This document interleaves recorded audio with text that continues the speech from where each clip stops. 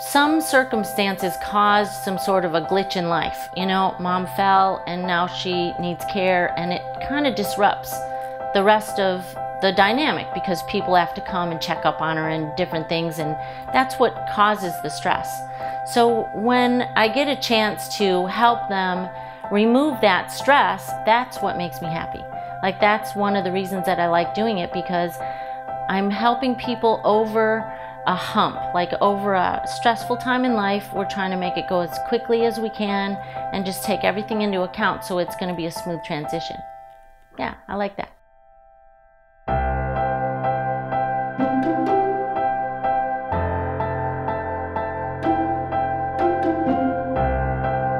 I help people find assisted living communities for their elderly. And one of the reasons that it's helpful to have somebody like me is because you don't know where to go and you don't know what to do and you're not sure what's over there. There's, you know, hundreds of choices, and how are you going to decide what you need? What makes this a personalized placement is that I am there. I meet with the family. I meet with everybody that's going to be involved in making the decision. I don't just, you know, flip through a list and go, oh, here's 10 places, and then give those as a suggestion to the family. I want to find out what they need, and then I want to help them find it. I'll meet with the family, interview, get all the information that I need, and then I'll pick some places that I think are going to fill those needs. If they want a place where they can come and bring the grandkids and the dog maybe and sit down and hang out for a few hours, or a whole day. Small places where they might have 6 people, larger places where there's 50, or do they want to be in a place where there's 200 people? Location is important, the budget is important. I want to make sure that the family can afford it. And then we set out and we start taking a look, and we look together at these places so that I can find out, is this an environment that's going to work for you? I go with them to make sure that I can communicate with them. I can communicate for them if I need to, make sure that there's questions that I know that they have, maybe they forgot to answer, and things that I just want them to take a look at when they're there. The food is important, you know, the sizes of the room, the different things, and those are all personal things that you can't get from a list. You know, when you go online and you're looking for something, you can't see what's going on in a place unless you go there. When I go to visit a home to see what quality of care is there, I look at cleanliness, I look at order. Is it orderly or is it disorderly? You know, I want to look at how long, you know, have things been sitting in that corner over there. I want to see if it's clean and what kind of things are being done to upkeep.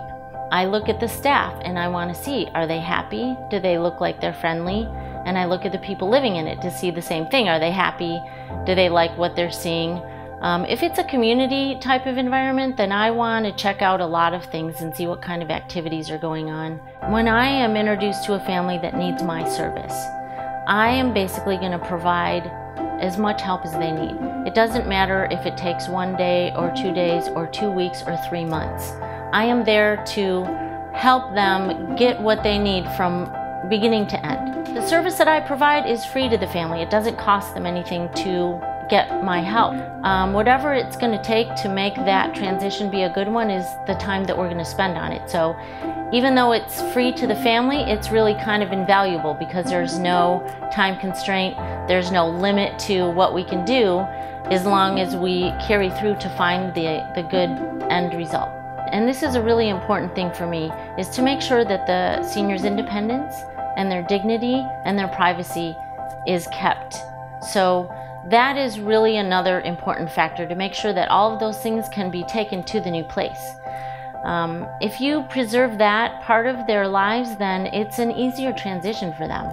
You know, it makes them a lot happier because they don't feel so invaded by people coming in or people being around them more. It makes them feel good, you know, they feel safe because really you're helping them live a better life. They just don't know it yet.